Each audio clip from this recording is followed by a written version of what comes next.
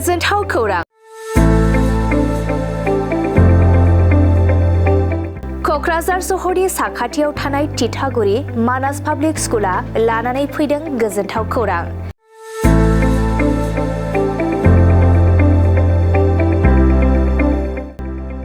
मानास public स्कुला गुन गोनां सोलोंथाइ बोसोरनि नार्सारिनिफ्राय थाखो 9 सिम फरायसा फरायसुलिफोरनि गोदानै 2026-27 मायथाइनि गोदानै मुं थिसननायनि खाबुफोर होगासिनो दं।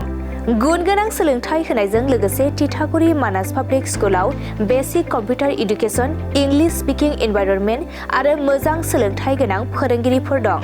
फरायसा फरायसुलिफोरनि थाखाय सोलोंथाइ लानायजों गोबां मोजां खाबुफोर दं, जेरै यगानि खाबु आरो हिन्जावसा आरो हौवासाफोरनि थानायनि थाखाय सेपारेट हस्टेलनिबो खाबुफोर दं। नोंथाङा आबुङै मिथिबावनो थाखाय थोंजोङै नैबे 60008532886000489621 आरो 9101008849 जानबुं नम्बराव खौरां लाहरनो हागोन।